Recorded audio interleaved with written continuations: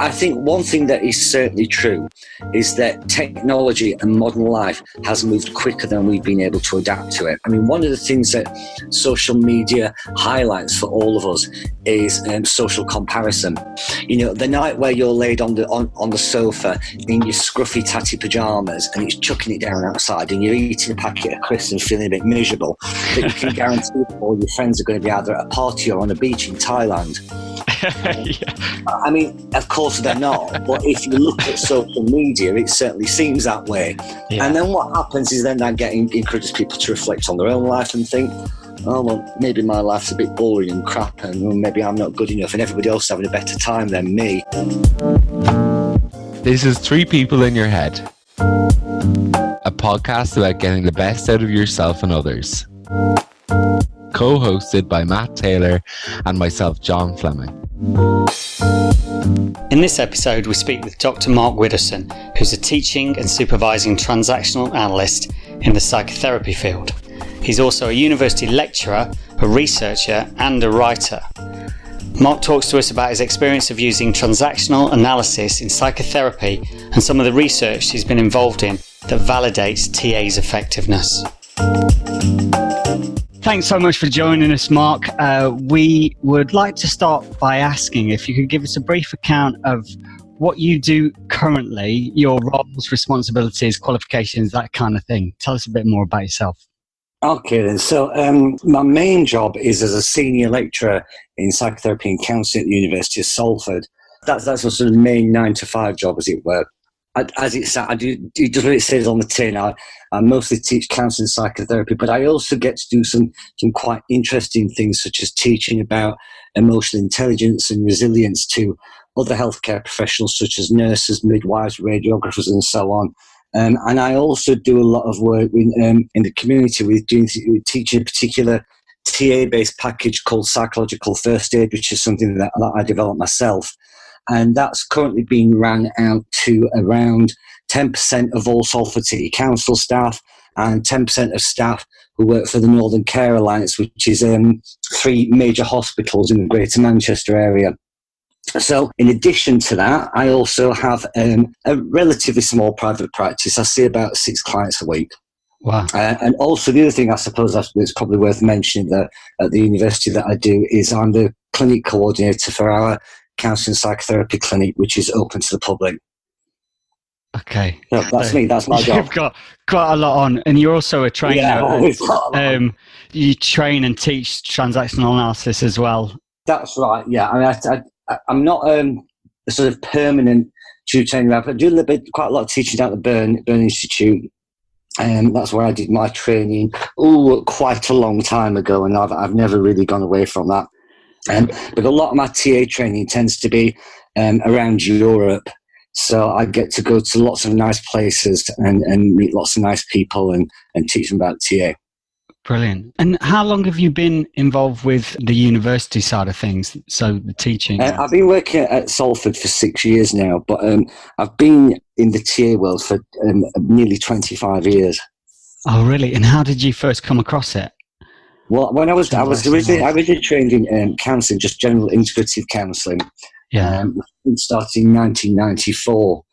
And we did a lecture on TA, and I remember being very excited about it and also a little bit shocked at how incredibly explained my entire life, really.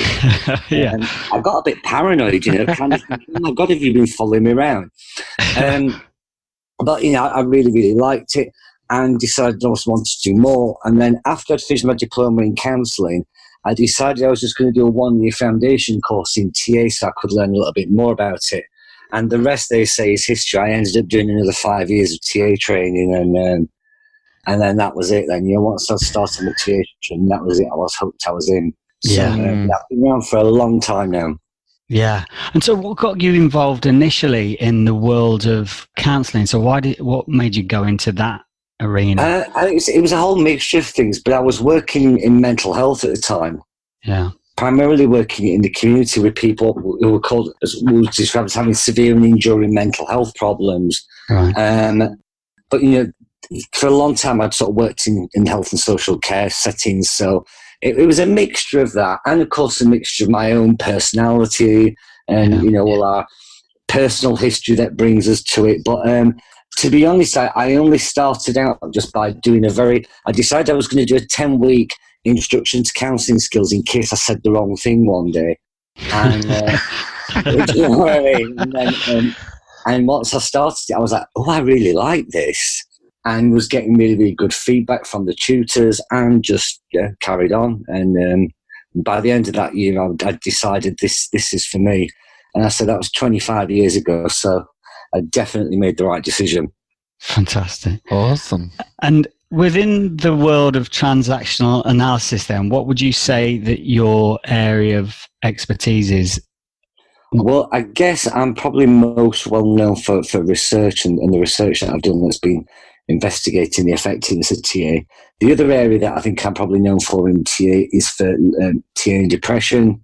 And I also, I write sort of, I like writing books that are based on practice, and how to be a better therapist and how to help people more efficiently and effectively. That's the sort of stuff I'm really interested in. But I'm also sort of expanding it a little bit beyond that at the moment. I've done quite a lot of little bits of research. I've done some research on TA and executive coaching settings. I've done some stuff recently with a TA therapist on the impact of TA training for people with dyslexia. And then, where I'm going in terms of my own research is 3 different things. One is on TA for trauma, which is my current main project, and then looking also at TA for anxiety and also TA group work. So I've got lots of irons in the fire. I was going to say, that's really broad. Yeah, and is that what rings your bells in terms of you like to kind of explore lots of different avenues? Yeah, I thought I get a bit bored, to be honest, with one thing. But, that's just the nature of the beast, really. That's people. People are interesting, people are varied. But the thing, as I said, I'm really interested in is coming up with stuff that's really relevant to practice. And as a therapist, really, there are about 5 things that really make up about 95% of your work. One of them is depression, one of them is anxiety, one of them is trauma, and another one of them is relationship problems, and another one of them is grief. Right. And so those 5 things probably are most of your work. Yeah. So, I've done a lot of work on depression, so I'm now working my way through the list. So I'm tackling trauma and anxiety next. Wow. Very good. And can you talk to us a little bit more about the research that does exist out there about TA, or is the research that you've done the only research that really exists? No. There's a growing amount of research. When I started, there wasn't very much. I was back in around 2010. There was only a little bit of research. See, the thing is with TA is that TA people have been really, really good at focusing on theory and not very good historically at getting stuck into research. But that's sort of changed. There's been 3 people who primarily have sort of pushed this. So one of them is myself. The other one is Dr. Biljana van Rijn, who's based at Metanoia Institute in London. And the other one is a guy called Dr. Enrico Benelli at the University of Padua in Italy. So what I've done is my research has really initially focused on TA for depression. And what it was doing was basically doing a really detailed analysis of individual cases of people who'd had TA. And I was trying to identify how effective it was in each case and what were the things that made the difference to the outcome, what things worked well, what didn't work so well, and that kind of thing. And then as a result of that, what I did is I got so much detailed information that I developed a treatment manual for TA therapists for how to work with depression. Now, it's not like a cookbook manual where you do this, and this, but it's kind of like a broad creative guide to practice about here are some of the things that you might want to think about. Something that's the way I intended it to be written. Now, then this was then taken up by the Italian researchers led by Dr. Enrico Benelli, who've then just done a series of trials who've tested whether the manual is effective. And we can say very clearly that it is that it is effective and certainly meets all criteria for being evidence-based therapy. Fantastic. Wow, okay. There's a sort of parallel stream to that. Dr. Boljana van Rijn at Metanoia, she's done some really interesting large-scale studies which have compared TA, person-centered counselling, integrative therapy, and Gestalt therapy. Yeah. And they've sort of done a sort of like head-to-head comparison to see how effective they are. Now, what's interesting about this is that she's looked at depression and anxiety. She's looked at all of these therapies, both in individual and group settings. And what they found is that they're all pretty much equal in effectiveness, but that they are all effective for treatment of anxiety and depression. Right. And the other bit of research that's been done that I was also involved in was looking at TA for PTSD. Now, the study I did was it was a fairly small scale study, but it was a massive paper that came out of it. There was myself and a former student called David Harford, who was based up in Scotland, and we had a look at the effectiveness of TA for some armed forces veterans who had really serious PTSD. Yeah. Now, it did show that it was beneficial, highly beneficial, but it was a fairly small study, so it's been difficult to draw firm conclusions from it, but certainly it was heading in the right direction. And, there was enough in there for me to follow this up with more research that I'm doing on sort of more general trauma. That's not non-combat trauma. Yeah. At the minute. So that's pretty much it. So what we can say is that we know that TA can be really effective for depression and also can be really effective for anxiety and also very likely be effective for trauma, which, given that I've said that those are 3 out of the 5 biggies in terms of what people come to therapy for, I think that, we're doing pretty well. Yeah. And what is it that is distinctive about TA in particular that you think makes it effective, that motivates you to continue to pursue this? Do you know there's some really interesting features about TA that you don't tend to see in other therapies, and this was something that gets come out really quite clearly, certainly in my research.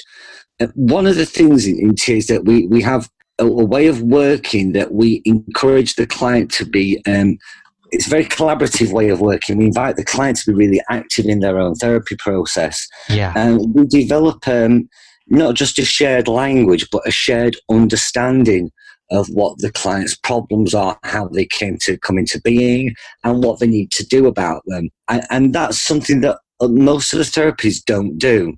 So that's something that always really inspires me about TA. There's a word for all this stuff. It's called psychoeducation, and certainly TA is very, very good at giving people bits of information that they can then go away and use in their everyday lives, and it's fantastic for that. One of TA's strengths is you can learn about a concept and you can apply it immediately, and again that is something which is really unusual in the field of counselling and psychotherapy, and again is one of TA's distinctive features.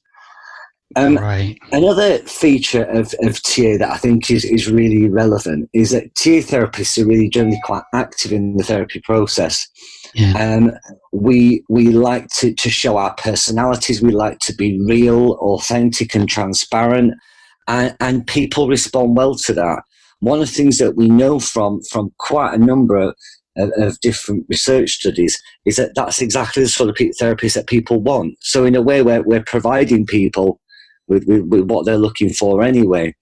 Another thing that I think that for me stands out about TA is that as a body of work, it's incredibly versatile and incredibly flexible.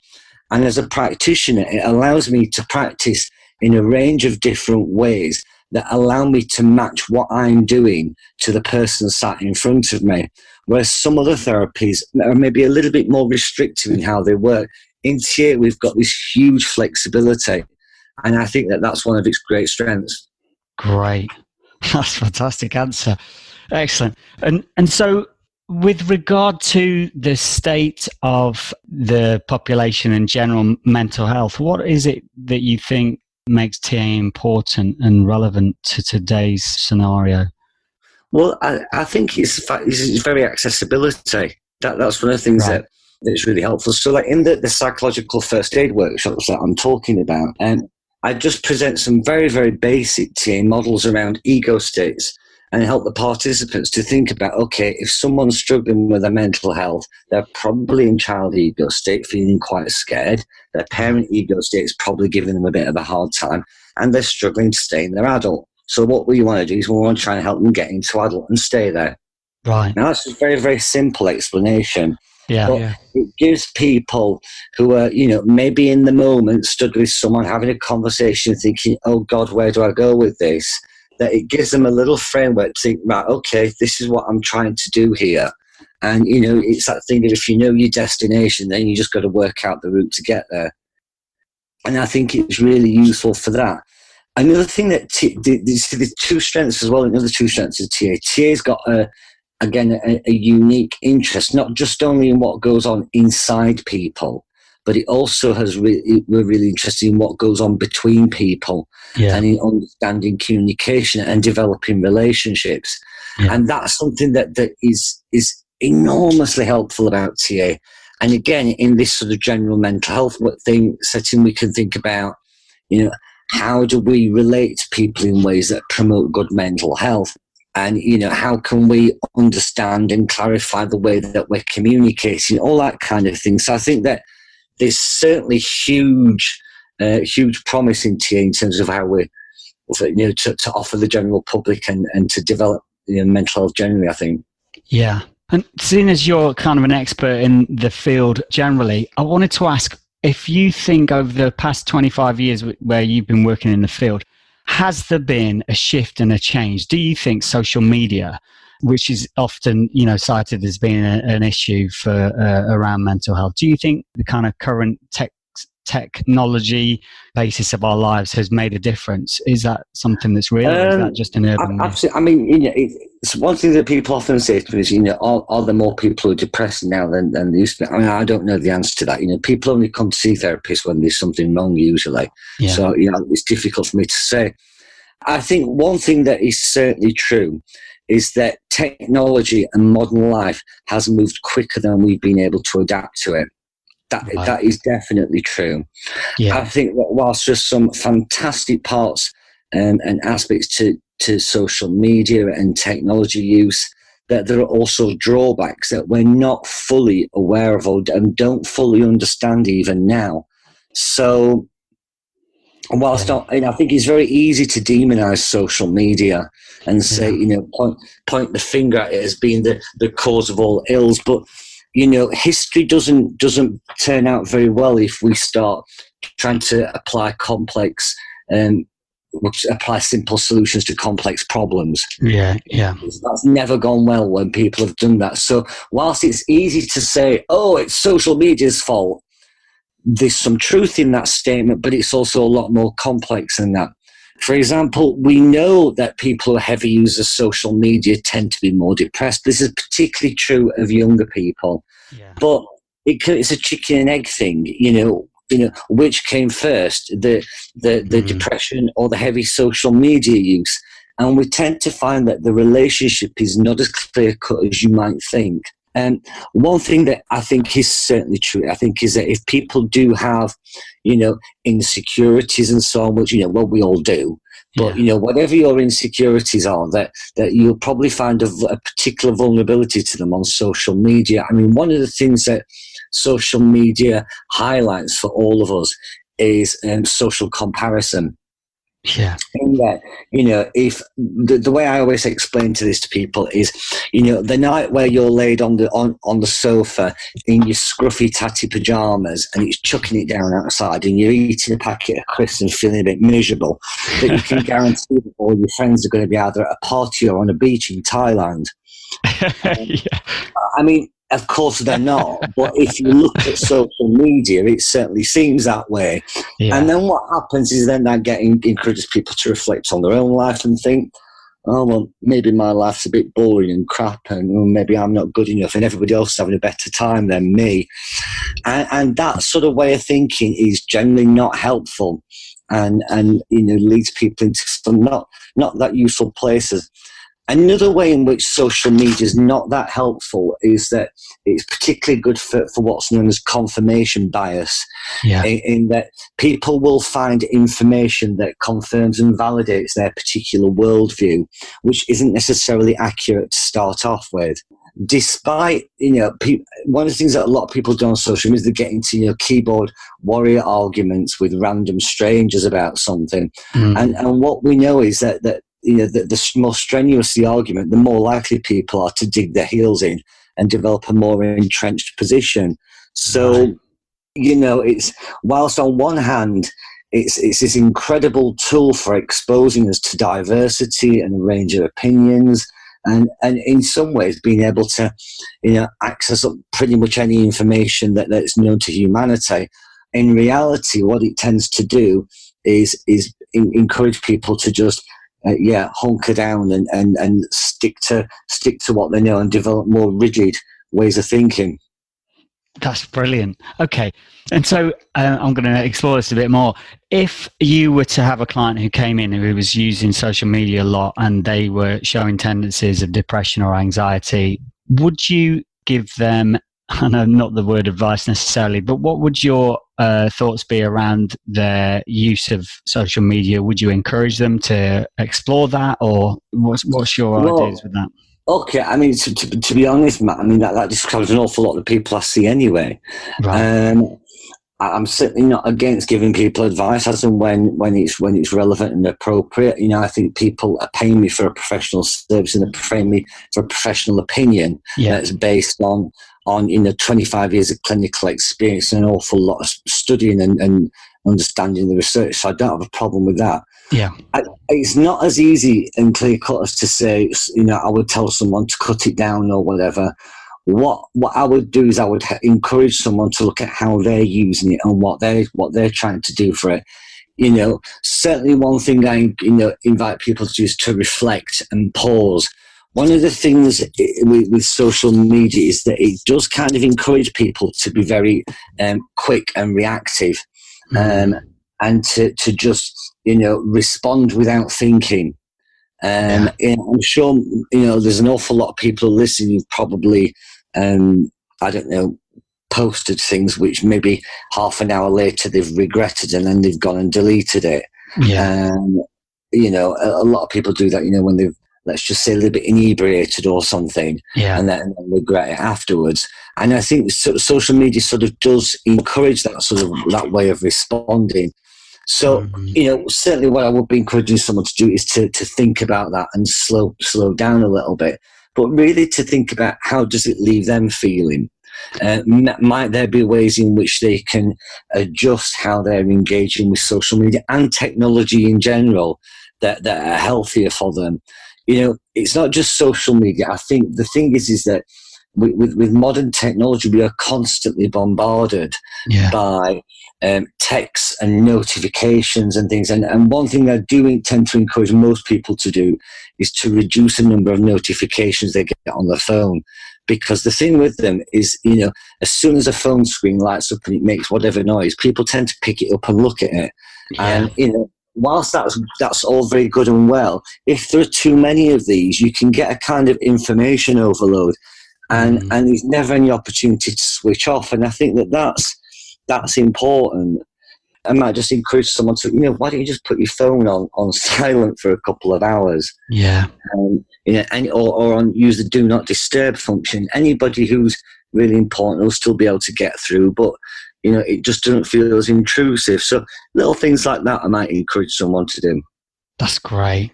As a parent, and having had teenagers grow up in the world of mobile phones and all the rest of it, there's even some of the stuff you shared there is really good, helpful information. Yeah. Mark, we've also been talking to Giles Barrow about the application of TA in education, and Trudy Newton as well, and we intend on having an interview after Christmas with Marianne Timmermans on the application of TA in organisational fields. Is there any research out there about the application of TA in these fields? There is, but I have to say it's not my area of specialism, so it's not something I've looked at too much. I know that these fields are relatively under-researched, and we certainly need a lot more. But I'm not really able to say on that one, I'm afraid, John. Okay, no problem. And what about executive coaching? I know you mentioned earlier that you've just been involved in some research about the effectiveness of TA in executive coaching. Could you tell us more about that? That was with some TA organisational consultants based in Belgium called Mil Rosso and his son Rick Rosso, and they've been doing these sort of like intensive coaching group workshops for years. And Mill in particular, he's been around for a long time. He knew that they developed a really effective package, and he just wanted to capture that. So a few years ago, I did research where we sent out an open-ended questionnaire, which basically invites people to just write whatever, very open answers rather than yes/no answers about their experiences of this workshop. And what we found is that people who attended it said, experienced quite a lot of personal growth and experienced that what's known as improvements in their psychological well-being. So I've sort of followed that up with another study where we used a particular measurement of psychological well-being, a particular questionnaire called the RIF Psychological Well-being Scale. And that was given to participants before and after they attended the workshop, and again at a follow-up a while ago. So what we wanted to see is, were there measurable differences in their psychological well-being, and did it last? And what we found, just generalizing it down quite simply, is yes, people did experience an increase in psychological well-being, and yes, it did last. There are lots of other things that we could have looked at, but that was just a starting point. But I think that, it's certainly encouraging to know that, these kind of coaching group work situations can definitely improve psychological well-being. That's what a lot of people are looking for these days. Yeah. Yeah, absolutely. Okay, Fantastic. Thanks for that. Very interesting. So, for yourself, Mark, with transactional analysis, what is it that you would say that you most love about it? What is it that's drawn you to it? As I said earlier on, it's flexibility and its versatility. Those are two hugely important things. And some of the models I think are so simple and elegant, and I use them every day. The two in particular that I use the most are the concept of ego states and life script. And, every day as a therapist, I'm using them. They're so helpful. And there's lots of ways of using them. One of the things I like in TA is we encourage people to just keep it simple. Now, that don't mean dumb it down. That just means not unnecessarily complicating things. Yeah. And I like that. Yeah. There are other things as well I like about TA. One of the things I'll be perfectly honest about is I like TA people. Right. I like the TA community. It's given me a great life, and I've met some amazing people who have been part of my life for a long time now, and I still keep meeting really great people. Yeah. One thing that's really nice, I go to different bits of the world, I meet people, and it's like we're friends automatically because we've got this shared interest and a shared set of values. About which sort of humanistic values about how people's inherent growth tendency, I suppose, is a way of putting it. Yeah, and also there's that shared language as well, isn't there? Absolutely. Yeah. And so what do you think the reason is that, because one of the reasons for this podcast is to expose the public more to transactional analysis. What do you think the reasons are that it's not better known? Because it's been around for a while now. It has been around for a while. I mean, to be honest, I think a lot of this is really down to research. Right. I think, as I said earlier, that TA people, we became quite insular for quite a long time. We developed these fantastic international organisations, and then just isolated ourselves a little bit while we got on and developed our theory and did a really good, thorough job of it. Yeah. What we didn't do is, and this is also training is also done tends to be in private training institutes in the TA world. Yeah. If you contrast some of the other types of psychotherapy, they're done in universities where there's a lot of interprofessional discussion and dialogue, and where these people are doing research. And we didn't do that in the TA world. Other therapies did. And so they were much more out there, much more externally facing than we were. And I think it's just that gap that really is what a lot of this is about. Because when, certainly my experience is when people are introduced to TA, they love it. They think it's really useful. They find it helpful. Yeah. So it's not because the model itself is unappealing, because it most definitely is appealing. Yeah. And I guess that's part of your work, and what you're doing has a big impact on that then. I hope so. I just want to get it out there, because I see the benefits of it every day, and I think it's a shame to not be able to access this fantastic tool that can make such a difference to your own life and to other people's lives by extension. Yeah. So I'm all up for sharing the love, as it were. Yeah, fantastic. So outside of the TA world, what are your interests in life? What do you like doing? Tell us a bit more about yourself. Oh, having a raucously wild time. That's what I like doing. Not all the time. I'm quite a bit of a home bird.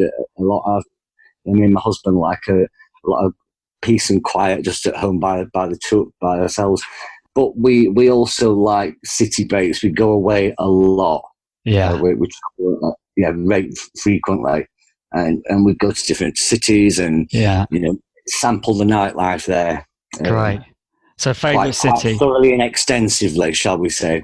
What are your favourite places then? I think two favourites. It's difficult to say, and this changes a lot. Yeah. But certainly at the minute, I would say Berlin and Madrid are favourites. Cool. All right. Not been there yet, so. Yeah, I'm a big fan of Berlin. Berlin's great city. Great cities. Both are great cities, very different, but both quite chilled and got good nightlife. Great. In terms of what's going on in your life at the moment, you talked about this project of working through the 5 main issues within mental health. Any other fascinating projects that you're working with?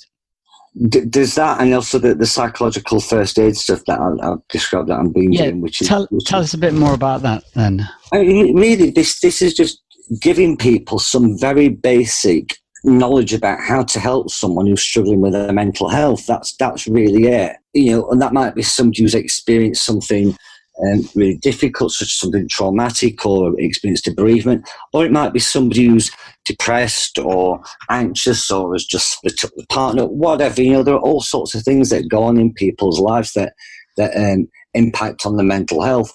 And what I've found over the years is people keep coming up to me and they say things like, "Oh, I had this conversation with a friend last night. This is what I said. Did I do the right thing?" Right through to people coming up to me and wanting to chat to me because, for example, more than one person within the past 18 months has come up and said, I talked someone down off a bridge last night. This is how I did it. Did I do the right thing? Right. And so I recognised there was a huge need for really basic mental health knowledge and skills out there.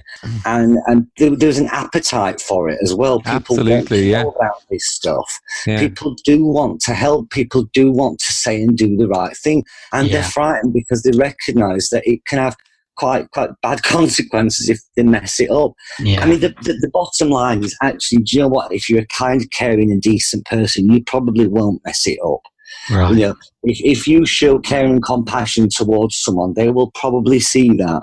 And so what I've done is I've put together this 1-day training package on basic skills and basic knowledge and how to get on with it.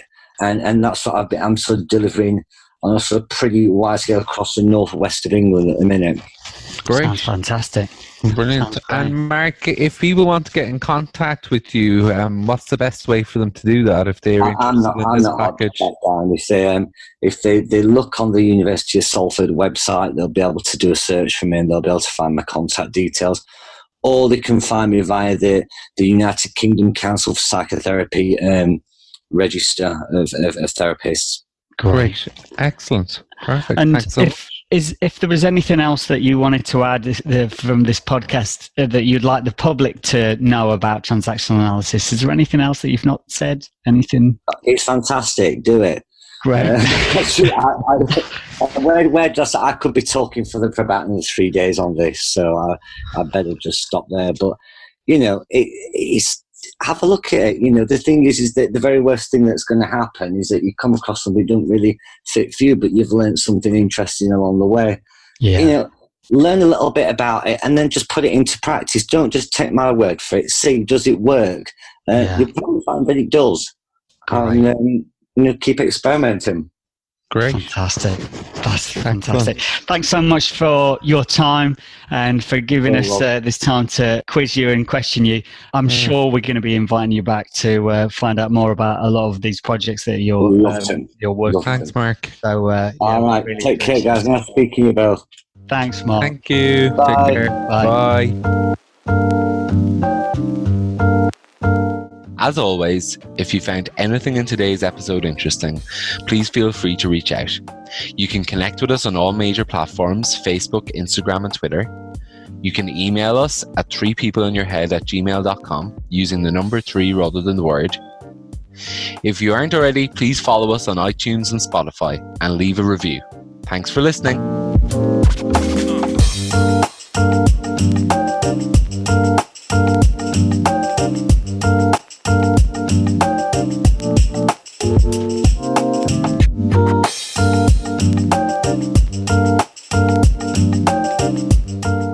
And have yourself a very Merry Christmas now. I love that song. It's Frank Sinatra, isn't it? I don't know. You know the talent show in July? Yeah. You are getting volunteered. For what? Singing. Absolutely not. You need to sing. No. You've got a good voice. Yeah, I do have a good voice, but I need training. And the world will now know. Yeah. Because I recorded it. Oh, did you actually? Great. Thanks, Matt. It's all right.